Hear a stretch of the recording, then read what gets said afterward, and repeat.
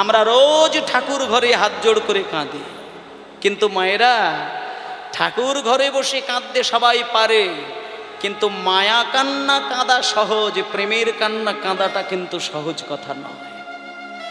আপনি মন্দিরে গিয়ে কাঁদতেই পারেন, আপনি মন্দিরে গিয়ে ডালা সাজিয়ে বুক ভাসাতেই পারেন, কিন্তু আপনি যদি মন্দিরে গিয়ে থালা সাজাতে গিয়ে, ডালা সাজাতে গিয়ে, মালা ঝোলাতে গিয়ে কাঁদতে কাঁদতে যদি আপনার মায়ার কোনো যন্ত্রণার কথা মনে পড়ে যায়, তাহলে জানবেন ওটা আপনার মায়ার কান্না, ওটা আপনার প্রেমের কান্না নয়।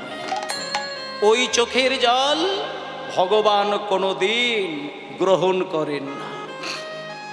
মায়েরা, ভগবানকে কেউ যদি প্রেমের কান্নায় এক ফোঁটা জলে ভেজাতে পারেন, ভগবান তার কাছে দেখা দেওয়া নয়, ভগবান তাকে কৃপা করা নয়, ভগবান তার কাছে নিজেকে বিক্রি করে দেন। এই জায়গাগুলো বুঝবে। কেউ যদি প্রেমের কান্না কাঁদতে কাঁদতে ভগবানের দু চরণে দু ফোঁটা নয়নের জল দেয়, তাহলে সেই ভগবান তার কাছে ধরা দেয়, বাঁধা পড়ে যায়, নিজেকে বিক্রি করে দেয়। তাই জন্য ওমা, সেই যে রাজশাহী জেলা, তার মধ্যে যে খেতুরি গ্রাম, সেই গ্রামের যে রাজবাড়ি, সেই রাজবাড়ির যিনি রাজা ছিলেন তার নাম হলো কৃষ্ণানন্দ দত্ত। তারই যিনি সহধর্মিণী ছিলেন নাম হচ্ছে নারায়ণী দেবী। নারায়ণী দেবী একটা ছোট্ট কৃষ্ণকে বুকে জড়িয়ে ধরে প্রত্যেক দিন 3 বার স্নান করাতেন। আমরা কবার স্নান করাই? একবার, দুপুরবেলা।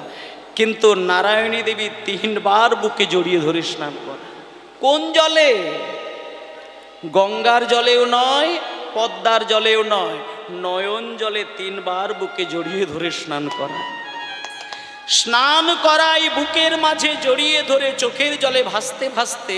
আর একটা কথা শুধু নারায়ণী দেবী বলেন, হে ঠাকুর, এই যে আমি কেঁদে কেঁদে তোমার সেবা দিলাম, আমি কিচ্ছু চাই না, কিচ্ছু চাই না, আমি শুধু একটা জিনিস চাই, তুমি আমার গর্ভে এমন একটা ছেলেকে পাঠাও, যে ছেলেটা জন্মের পর থেকে যেন তোমাকে সেবা দিতে পারে ঠাকুর, আমি আর কিচ্ছু চাই না। আমরা ভগবানের কাছে সন্তান চাই বৃদ্ধ বয়সে নিজের খাবার জন্য, বংশ রক্ষার জন্য, ব্যবসা রক্ষার জন্য, বৃদ্ধ বয়সে খেতে পাবার জন্য। কিন্তু নারায়ণী দেবী ওইগুলো চায় না। তিনি রাজার স্ত্রী, তিনি রাজার স্ত্রী, তিনি রানী, তিনি মনে করলে একটা ছেলে চাইতেন বংশকে রক্ষা করার জন্য, তিনি ওটা বলেননি। তিনি রাত দিন কেঁদে কেঁদে বলতেন, ঠাকুর, আমি বৃদ্ধ বয়সে খেতে পাবো এই আশায় আমি তোমাকে কোনোদিন ছেলে চাইব না। আমার পেটে, আমার গর্ভে তুমি যে ছেলেটিকে পাঠাবে, সেই ছেলেটা জন্মের পর থেকে সে যেন শুধুই তোমার সেবা দিতে পারে ঠাকুর, আমাকে সেবা দিতে হবে না। দেখতে দেখতে দেখতে দেখতে নারায়ণী দেবী গর্ভবতী হলেন। সেই নারায়ণী দেবীর গর্ভে রাজপ্রাসাদ আলো করে একটা ছেলে জন্ম নিলেন। মা বাবা আদর করে সেই ছেলেটির নাম রেখেছেন নরোত্তম। তাই জন্য এখানে যারা মায়েরা রয়েছেন সকলকে একটা কথা বলবো, ভগবানের কাছে কেউ যদি ছেলের বাসনা করেন, তাহলে অন্তত এইটুকু যেন ভুল করেও মনে করবেন না যে আমি ছেলের জন্ম দিলাম মানেই আমি ছেলের কাছ থেকে বৃদ্ধ বয়সে বুঝে পাওয়ার আশায় ছেলের জন্ম দিলাম, তা কিন্তু নয়। আপনি যদি বৃদ্ধ বয়সে, বৃদ্ধা বয়সে খাবার আশা নিয়ে সন্তানকে মানুষ করেন, একটা জিনিস পরিষ্কার, যে কপালে যদি আপনার খাবারটা না থাকে, আপনি একটা ছেলে কেন 10টা ছেলের মা হলেও আপনি খেতে পাবেন না। আর আপনার কপালে যদি সুখ থাকে, খাবার লেখা থাকে, আপনার পেটে যদি ছেলে নাও জন্ম নেয়, 10 মায়ের 10 কোণ থেকে 10টা ছেলে এসে আপনাকে প্রাণ ভরে খাবার খাইয়ে দেবে। তাই জন্য একটা সোজা কথা বলি, যে মায়ের পেটে কৃষ্ণ ভক্ত সন্তান আসে, সেই মা নয় শুধু, সেই ছেলের বাবা শুধু নয়, ওই বংশের বিগত 14 পুরুষ, তারা যদি সারা জীবন পাপ করে করে পাপের একটা পাহাড় পর্যন্ত বসিয়ে রেখে দিয়ে যায়, একজন কৃষ্ণ ভক্ত সন্তানের 1 ফোঁটা চোখের জলের যা মূল্য, বিগত 14 পুরুষের পাপের যে পাহাড় সব ধুয়ে মুছে পরিষ্কার হয়ে সবার চিত্ত শুদ্ধ হয়ে একদিন গোবিন্দ চরণে নিবেদিত হয়ে যাবে। নিতাই গৌর প্রেমানন্দে হরিব। কৃষ্ণ ভক্ত ছেলের মা, কৃষ্ণ ভক্ত ছেলের বাবা বৃদ্ধ বয়সে খেতে পায় না, এই উদাহরণ আপনি কোথাও দেখাতে পারবেন না, কোনো ইতিহাসের পাতায় প্রমাণ দিতে পারবেন না। যে ছেলে কৃষ্ণ ভক্ত হবে, যে মেয়ে কৃষ্ণ ভক্ত হবে, সে নিজে খাবার মুখে তোলার আগে তার মা বাবার কথাটা মনে করে সে কিন্তু কাঁদবে। কৃষ্ণ ভক্ত সন্তান খেতে গেলেই মায়ের কাছে গিয়ে জিজ্ঞেস করে, মা তুমি খেয়েছো? বাবা তুমি খেয়েছো? এই যে মা খেয়েছে কিনা, বাবা খেয়েছে কিনা। একজন ভেতরে থাকা কৃষ্ণ প্রেমিক সে কোনোদিন মায়ের খোঁজ না নিয়ে নিজে খাবার তুলবে না। কিন্তু যদি কোনোদিন দেখেন গলা ভর্তি তুলসী কাঠের মালা, দাদ সঙ্গে তিলক সেবা করা, ধুতি পাঞ্জাবি পরা, জপমালায় নাম করা, কিন্তু মাকে বাবাকে খেতে দেয় না, ও কপট, ও কৃষ্ণ ভক্ত নয়। ওর বাইরে কৃষ্ণ ভক্তের আভরণ, ভেতরে এতটুকু কৃষ্ণ ভক্তের কোনো বিন্দু মাত্র, কোনো লেশ মাত্র পাওয়া যায় না। আর যার ভেতরে থাকে কৃষ্ণ প্রেম, তার বাইরে আভরণের দরকার হয় না। ওই প্রেমিক মা বাবাকে ভগবানের আগে বসিয়ে রাখেন। তাই ভক্তমণ্ডলী, মা গো, আজকে যে ছেলেটি জন্ম নিয়েছে নাম হচ্ছে নরোত্তম। আজকে নরোত্তমের দেখতে দেখতে দেখতে দেখতে বয়সটা ক্রমশ বাড়ছে। ওমা 6 মাস গড়িয়ে গড়িয়ে 1 বছর হলো, 1 বছর গড়িয়ে গড়িয়ে 4 বছর হয়ে গেল, 4 বছর গড়িয়ে গড়িয়ে যখন 5 বছর হয়ে গেল,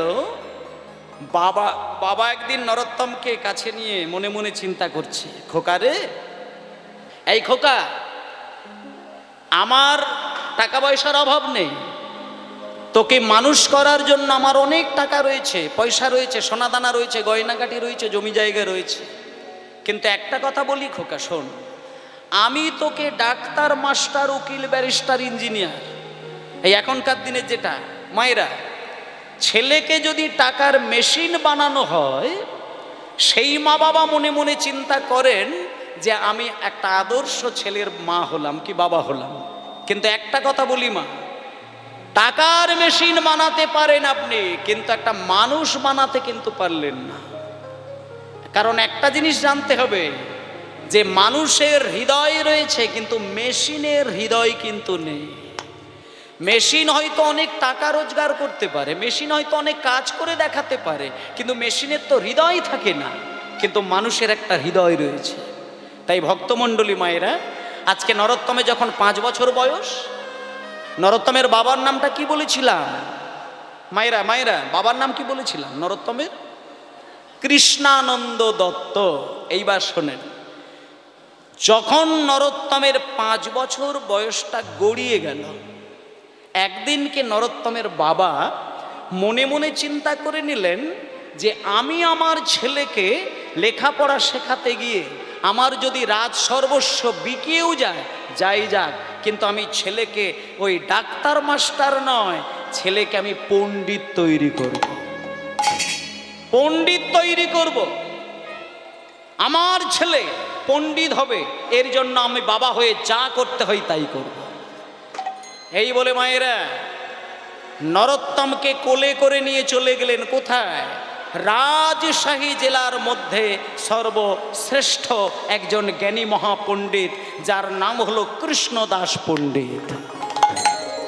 এখানে কিন্তু একটা বিষয় আছে বাবা, বাবার নাম হচ্ছে কৃষ্ণানন্দ দত্ত, আর মাস্টার মশাইয়ের নাম কিন্তু কৃষ্ণানন্দ নয়, কৃষ্ণদাস পণ্ডিত। নামের বিষয়টা প্রায় কাছাকাছি। বাবার নাম কৃষ্ণানন্দ আর মাস্টার মশাইয়ের নাম হচ্ছে কৃষ্ণ দাস পণ্ডিত।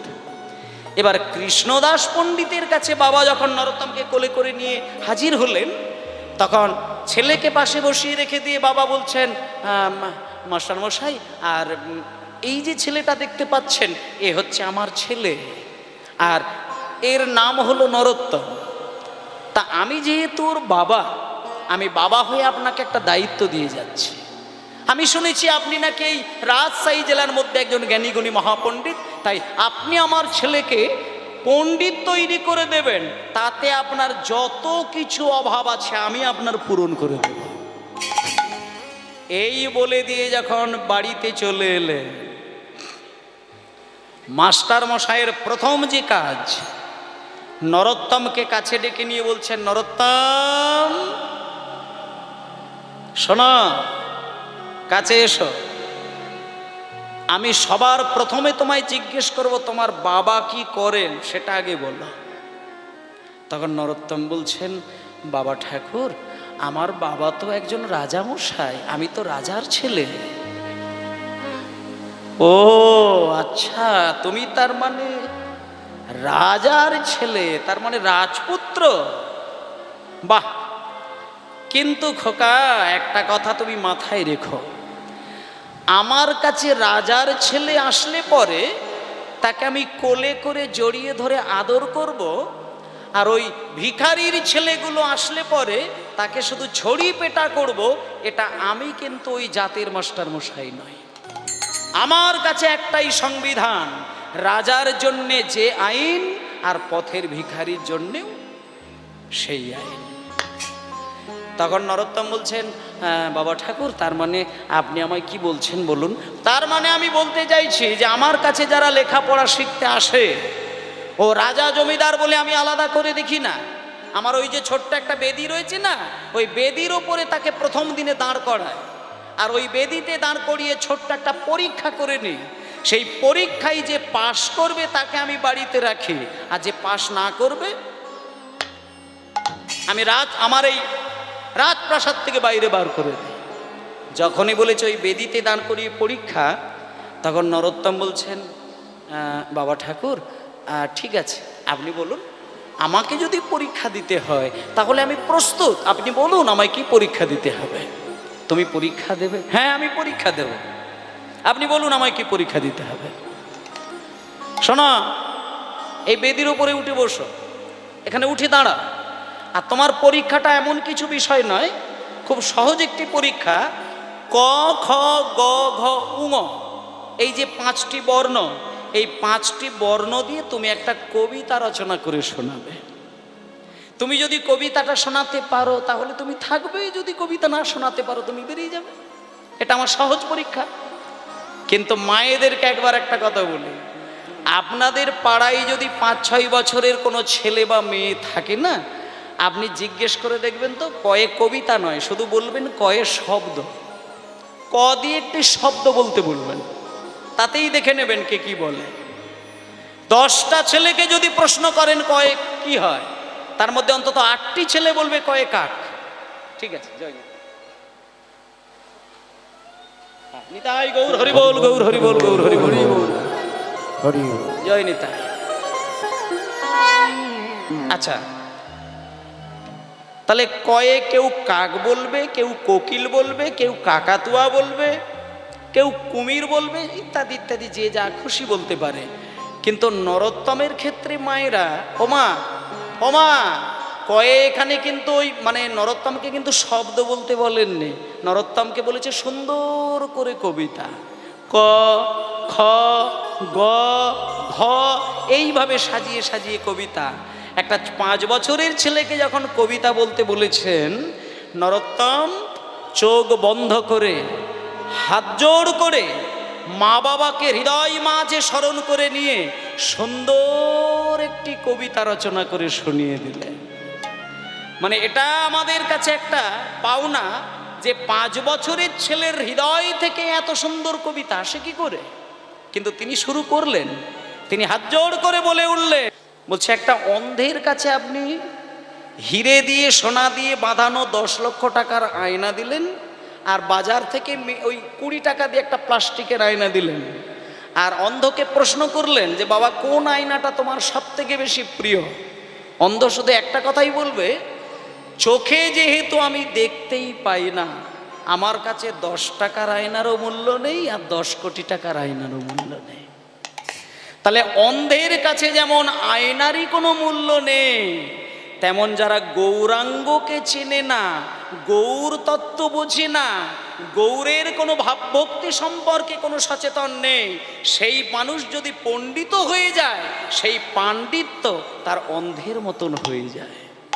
এই জন্য পদাবলিতে বললেন, চারিবেদ ষড়দর্শন করিয়া অধ্যয়ন, সে যদি গৌর নাহি ভজে, বৃথা তার অধ্যয়ন লোচন বিহীন জন, অন্ধের দর্পণে কি বা কাজে। এবার এই কথাটা যখন বললেন, নরোত্তম তো আমাদের মতন বোকা নয়, নরোত্তম সঙ্গে সঙ্গে কথাটা ঘুরিয়ে প্রশ্ন করলেন যে গুরুদেব, আপনি যে আমাকে গৌরাঙ্গের কথা বলছেন, আমি যদি গৌরকে পেতে চাই, মানে গৌরের কৃপা যদি আমাকে হৃদয়ে ধরতে হয়, তাহলে আমাকে কোন পথে চলতে হবে, মানে কেমন ভাবে চললে আমি গৌরকে পাব? তখন গুরুদেব বলছেন, আচ্ছা ধূপটা একটু বাবা একটুখানি সরি না। তখন গুরুদেব বলছেন, নরোত্তম শোনো বাবা, গৌরকে যদি পেতে হয়, আমি তোমাকে ওই মানে অত ঘুরিয়ে পেঁচিয়ে কোনো কথা বলবো না, একটা সহজ করে কথা বলে দে। তোমার যে মানে বাড়িটা রয়েছে, রাজবাড়িটা রয়েছে, রাজবাড়ি থেকে কিছুটা দূরে একটা নদী বয়ে চলেছে, যে নদীটির নাম হলো পদ্মা নদী। এবং সেই পদ্মা নদীর জলে আমি যতটুকু জানি, একদিন চৈতন্য মহাপ্রভু স্নান করেছিলেন। এবার দেখুন মায়েরা, গুরুদেবের শিক্ষাটা দেখুন। মাস্টার মশাই নরোত্তমকে বলছে, পদ্মা নদীর জলে চৈতন্যদেব স্নান করেছেন, এটা আমার জানা আছে। তা চৈতন্য মহাপ্রভু যদি নদীর জলে স্নান করেন, ডুব দেন, আর কিছু হোক বা না হোক, কোনো মানুষ যদি নদীতে স্নান করেন, অন্তত তার পায়ের ধুলোটা তো জলে থাকবে। নরোত্তম, তোমাকে কিছু করতে হবে না। তুমি বাড়িতে যাবে, সর্বপ্রথমে তুমি তোমার মাকে প্রণাম করবে, তারপরে তুমি তোমার বাবাকে প্রণাম করবে। মা বাবার আশীর্বাদটা আগে নেবে, তারপরে মা বাবার কাছ থেকে একটা ছোট্ট অনুমতি নেবে, এবং মা বাবার অনুমতি নিয়ে তুমি পদ্মা নদীতে স্নান করতে যাবে। স্নান করতে গিয়ে তুমি পদ্মা নদীকে হাত জোড় করে কেঁদে কেঁদে শুধু একটা বার বলবে, পদ্মা, আমি গুরুদেবের মুখে শুনেছিলাম তোমার জলে নাকি চৈতন্য মহাপ্রভু স্নান করেছিলেন, আর মহাপ্রভু যদি স্নান করেন, আমি যতটুকু জানি মহাপ্রভুর চরণের ধুলো তোমার জলে কিন্তু আজও মেশানো রয়েছে। তাই পদ্মা, আমাকে একটুখানি চরণের ধুলো আমার গায়ে বুলিয়ে দেবে পদ্মা। এবার তোমার ওই কথা শুনে পদ্মা যদি সেই মহাপ্রভুর পদধূলির একটা কণা তোমার অঙ্গে শুধু বুলিয়ে দেয়, আমি গুরুদেব হয়ে তোমায় বললাম, তোমার মানব জীবন ধন্য হয়ে যাবে। নিতাই গৌর প্রেমানন্দে হরি বল। যখনই গুরুদেব এই কথাটি বললেন, সঙ্গে সঙ্গে এই যে নরোত্তম দাস, রাজার ছেলে, হাজার হাজার বিঘে জমির মালিকের সন্তান, তিনি কেমন করে রাজার ছেলে হয়ে এত বৈরাগ্য আসতে পারে, তার প্রমাণটি সেই জায়গায় যখন গুরুদেবের কাছে গিয়ে এত সুন্দর কবিতা শুনিয়ে দিলেন গুরুদেবকে, গুরুদেব তো অবাক হয়ে নরোত্তমকে টেনে বুকে জড়িয়ে ধরলেন। বুকের মাঝখানে জড়িয়ে ধরে বলছে, খোকা রে, আমার জীবনে হাজার হাজার ছেলেকে আমি বাড়িতে রেখে লেখাপড়া শেখাই, কিন্তু এত সুন্দর কবিতা জীবনে আমি কোনোদিন শুনি না, কোনোদিন আমি শুনি না। তোর এই মুখের কবিতা শুনে হৃদয় থেকে যে অমৃতটা আমি পেলাম, এর থেকে আমি একটা জিনিস প্রমাণ পেয়ে গেলাম, যে তোমার বাবা আমাকে যে আমার কাছে যে পাঠিয়েছে লেখাপড়া শেখার জন্য, এটা সত্য, কিন্তু আমার মনে হয় তুমি তোমার মায়ের গর্ভ থেকে পণ্ডিত হয়েই জন্ম নিয়েছ। কারণ নিতাই গৌর প্রেমানন্দে হরি বল। এত সুন্দর কবিতা যার হৃদয় থেকে আসে, সে তো মহাপণ্ডিত। তাই বাবা, আমার মতন পণ্ডিতের কাছে তোমার কাছে কতটা কি দেওয়ার আছে আমি জানি না, তবে এইটুকুও জানি যে এই পৃথিবীতে যে যত বড়ই পণ্ডিত হয়ে মায়ের গর্ভ থেকে আসুক না কেন, পৃথিবীতে যেহেতু মানুষ কুলে তোমার জন্ম হবে, তাই তোমাকে যেন তেনভাবে গুরুর কাছ থেকে কৃপাটা তোমায় পেতেই হবে। গুরুর কাছ থেকে কৃপা তুমি যদি না পাও, তোমার পাণ্ডিত্য কোনো দিনই জগতের শুভ কাজ দেয় না। তাই জন্য তোমার বাবা আমার কাছে পাঠিয়েছেন। তা নরোত্তম, তা আমি যতটুকু পারবো তোমায় শিক্ষা দান করব, তুমি শেখো, আমি তোমাকে মন প্রাণ দিয়ে শিক্ষা দান করাবো। এই বলে মায়েরা দেখুন, অন্যান্য ছেলেরাও লেখাপড়া শিখছেন, আর নরোত্তমও শিখছে।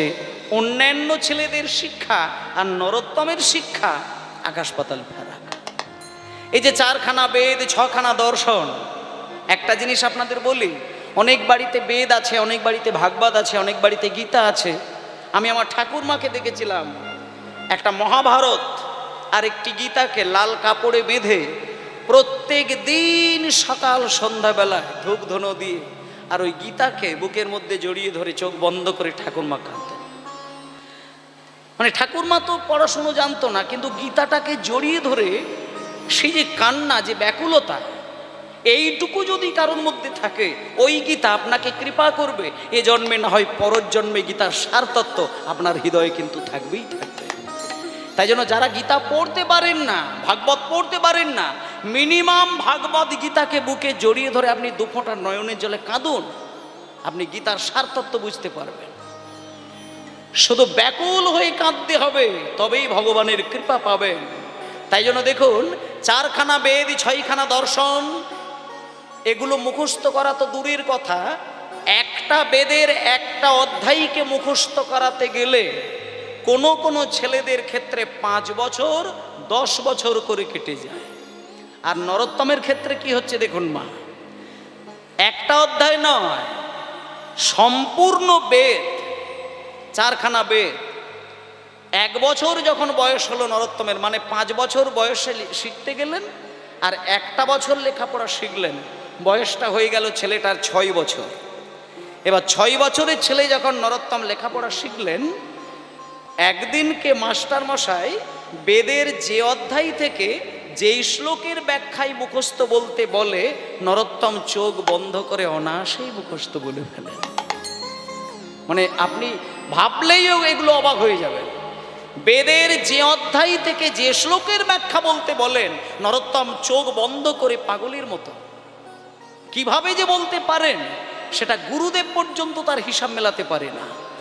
যেদিনকে নরোত্তমের 6 বছর বয়স হয়ে গেল, একদিনকে গুরুদেব বুকে জড়িয়ে ধরে বলছেন, নরোত্তম আমার কাছে এসো, আমি তোমায় হাত দিয়ে মাথায় আশীর্বাদ করলাম, তুমি মহাপণ্ডিত।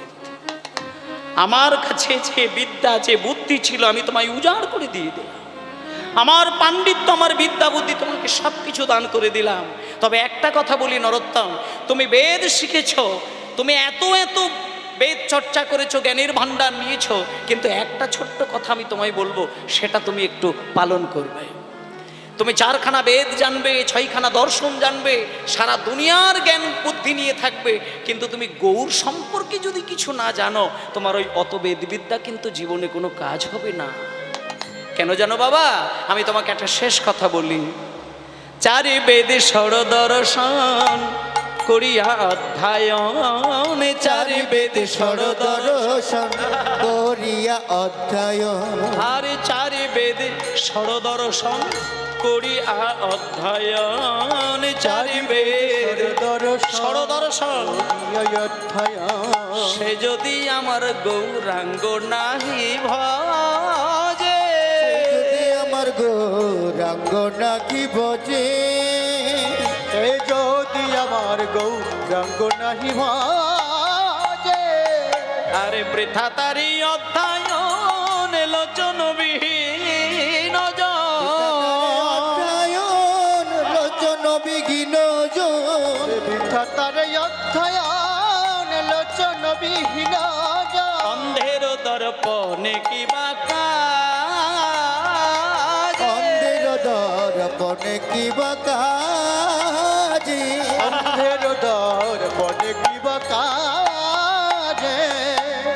আচ্ছা, এই পদাবলীটা একটু বলি বাবা, এই পদাবলীটার গুরুত্বটা কতটা।